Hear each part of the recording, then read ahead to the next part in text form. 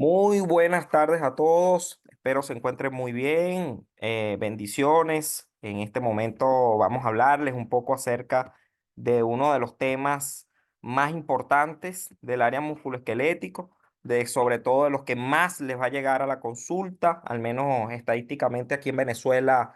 Este tipo de lesiones son muy frecuentes conseguirlas, son muy, desde el punto de vista de lo más que les va a llegar a la consulta van a ser los típicos quistes artrosinoviales y o gangliones. Entonces, para hoy vamos a estar hablando acerca de ellos. Me presento, mi nombre es Manuel Ceballos, seré el médico radiólogo docente que les va a impartir y a incursionar lo que sería esta clase, avalada por la Clínica Docente de Radiología y por el Ministerio de Educación. Entonces, vamos a comenzar. Lo primero es considerar que los gangliones son tumores de partes blandas. Cuando hablamos de tumores de partes blandas, debemos reconocer que están llenos de líquido, ¿ok? Son quísticos y sumamente viscosos. Ellos no tienen revestimiento sinovial y esto es importante sobre todo para el diagnóstico diferencial. Hay que tener en cuenta que casi todos, casi, o sea, 7 de cada 10 manos les va a llegar estos quistes o estos gangliones en la cara dorsal de la muñeca, o sea, a este nivel, y del 13 al 20% de estos se localizan en la cara palmar de la muñeca.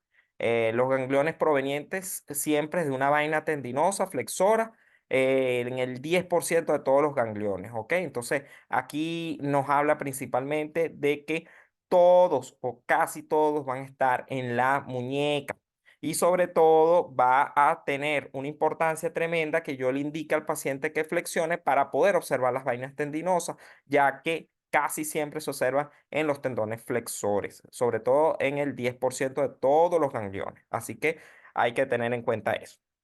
¿Podemos conseguir gangliones en otro lado? Por supuesto que sí. El hecho de que la mayoría esté en la mano no quiere decir que sean todos absolutamente en la mano. Las otras formas de presentaciones son intraóseas, tenemos gangliones también intratendinosos, inclusive distintos a la mano como en la rodilla. Miren este ganglión, sobre todo en esta región, en el tobillo, hombro, cadera, codo. Son menos frecuentes, pero también las podemos conseguir.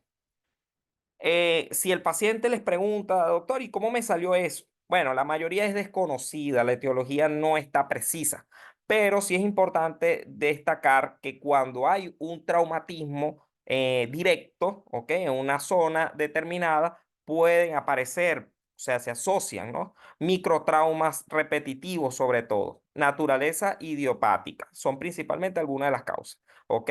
El líquido gelatinoso encontrado en el interior de los gangliones se compone de ácido hialurónico.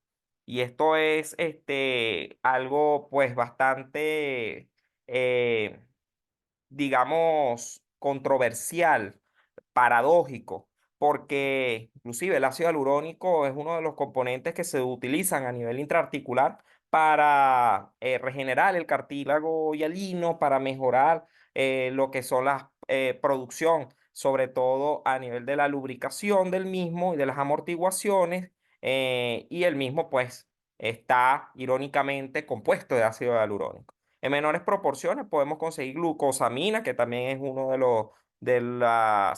los componentes claves, ¿ok? Y de las globulinas y albúmina.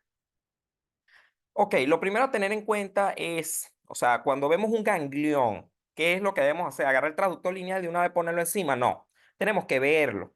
Los gangliones son por lo general tumoraciones de 1 a 2 centímetros. O sea, por lo general, si yo veo un ganglión de 20 centímetros, eso no puede ser un ganglión, porque ya ahí estaríamos hablando de otros diagnósticos diferenciales. La consistencia es firme.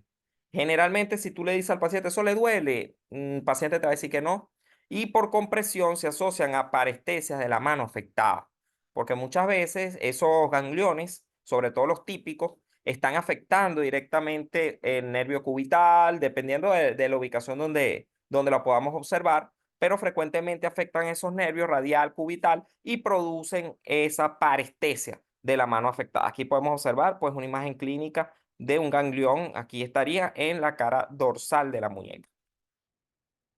Ahora sí, vamos a colocar transductor, que en este caso es lineal, sobre ese receso dorsal de la muñeca y vamos a observar una imagen que es un quiste. ¿Ok? Principalmente ese quiste lo podemos conseguir anecoico, como en este caso, con un reforzamiento discreto acústico posterior, o puede ser también hipoecoico. ¿Por qué hipoecoico si es un quiste? Bueno, resulta que hay quistes que son o tienen alta cantidad o alto contenido de proteínas, sobre todo en las lesiones de piel, los quistes sebáceos, los quistes epidermoides. Casi siempre esas lesiones son quistes, pero son complejos, ¿ok?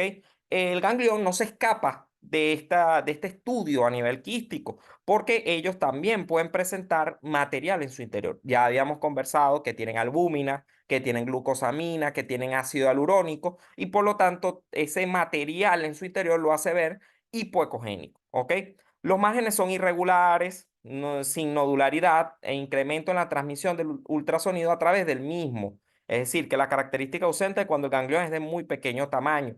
Quiere decir que es importante que nosotros siempre observemos la morfología del ganglión. El ganglión es irregular.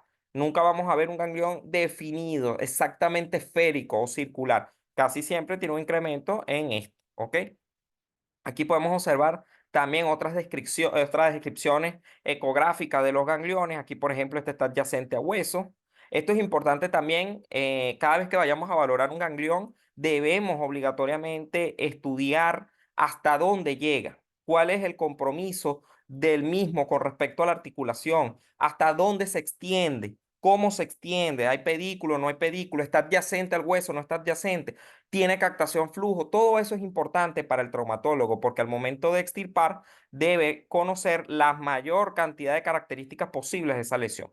También tenemos gangliones localizados. Este, por ejemplo, está en un tobillo, imagínense, está adyacente al calcáneo y ahí podemos observar por debajo justo de la grasa de Carger una imagen longitudinal que demuestra una lesión propiamente de un quiste artrosinovial o un ganglión. Rara vez se observan focos hiperecogénicos dentro del ganglión. Eso puede producir cuando hay gas o hemorragia. Así que tengan muy en cuenta eso para poder nosotros valorarlo al momento de la descripción en el informe ecográfico. Realmente yo todo, ya hablando de mi práctica diaria, muy rara vez he visto un ganglión con gas, ¿no? Al menos que haya algún tipo de invasión bacteriana productora de gas, pero realmente muy poco.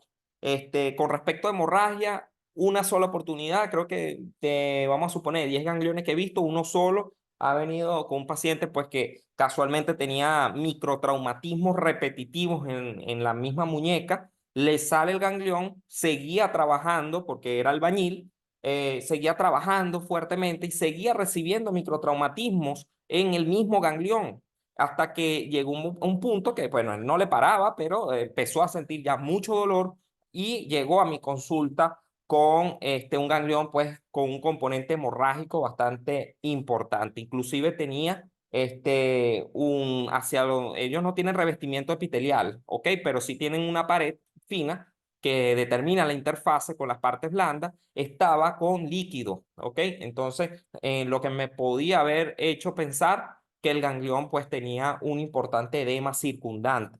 Hay que tener en cuenta también que los gangliones ubicados en la parte dorsal de la muñeca deben diferenciarse de un receso articular distendido por la presencia de rame articular. Entonces, ¿qué vamos a hacer? Maniobras de compresión.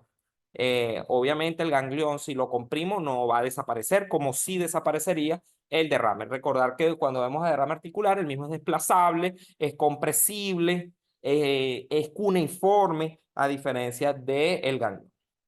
Aquí entonces podemos observar un ganglio en la articulación acromioclavicular. Miren que no es completamente anecoico. Aquí el componente en su interior es bastante definido. Y aquí podemos ver uno en la cara palmar de la mano. Este sí es mucho más anecoico.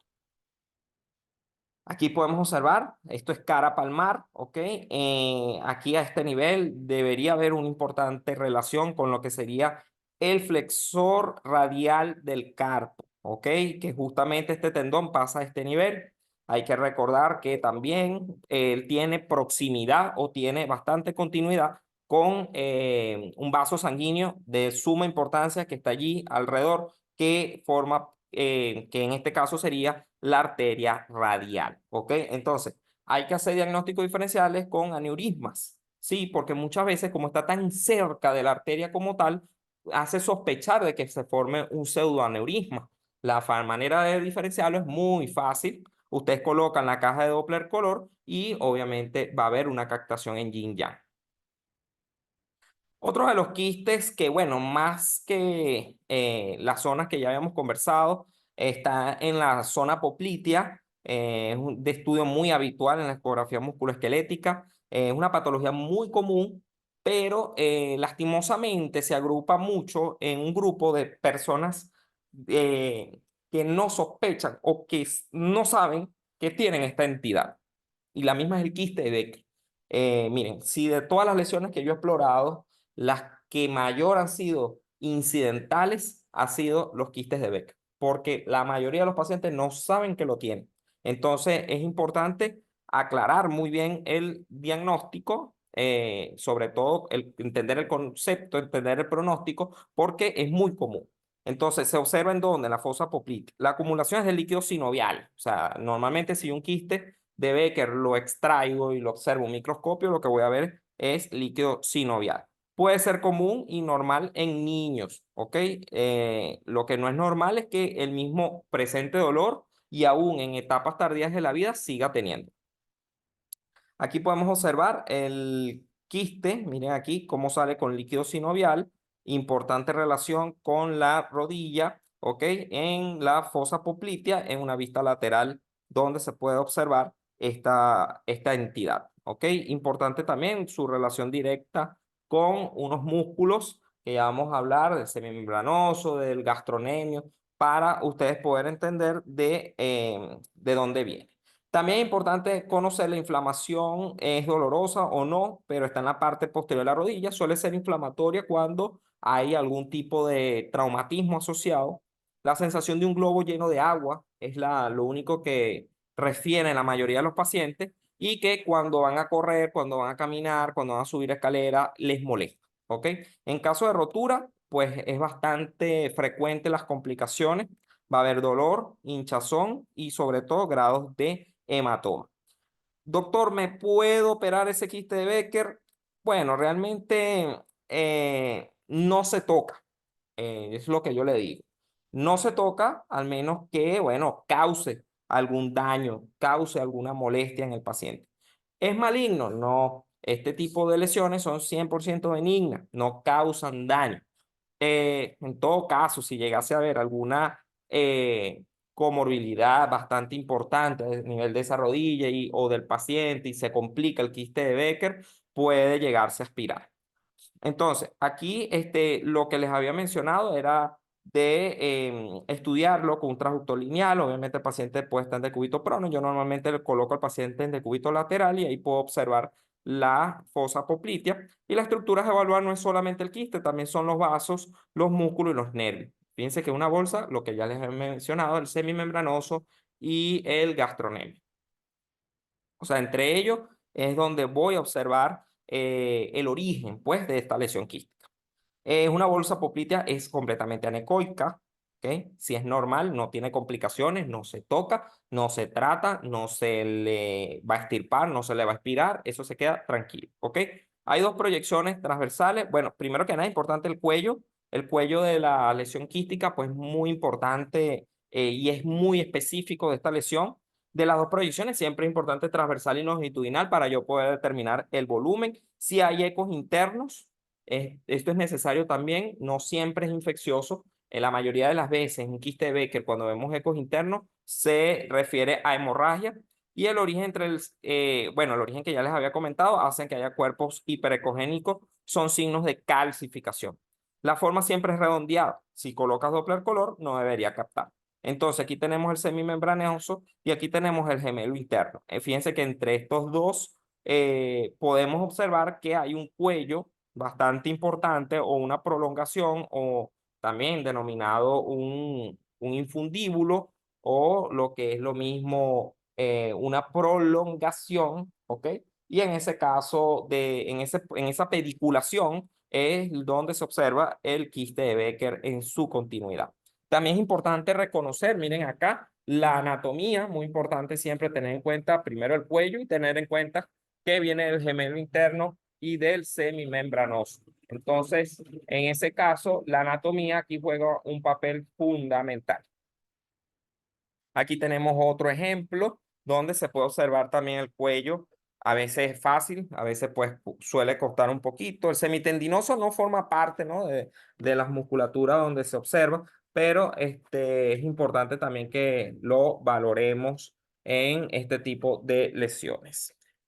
Bueno, fíjense, aquí si realizo una exploración de las estructuras vasculares, es importante siempre que nunca dejemos pasar desapercibido alguna trombosis a nivel de las venas popliteas, porque muchas veces ese es el asiento del dolor en un paciente. He tenido casos en donde mandan un músculo esquelético porque sospechan de algún desgarro, alguna rotura, y cuando me voy al sistema venoso, pues está completamente limitado a la compresión, producto pues de una imagen endoluminal que puede ser hiperecogénica, hipoecogénica o anecoica, y la misma nos puede indicar que se trata de una trombosis venosa profunda. Por eso también es importante valorar el confluente. El confluente safenopopliteo suele ser también de gran importancia, el ostium. Y fíjense que aquí cuando hubo compresión, la vena no se limitó, lo que indica que hay un trombo. La clase, pues, muchachos, como se acaban de dar cuenta, bastante simple, bastante sencilla. No es mucho, pues, lo que en quistes artrosinoviales, gangliones, podemos abarcar. Siempre tener en cuenta las características ecográficas suelen llevarnos al diagnóstico más preciso y el más importante. Entonces, bueno, sin más que hacer referencia, espero hayan aprendido algo sobre estas lesiones y, bueno, nos estamos entonces viendo para las próximas clases. Feliz tarde para todos.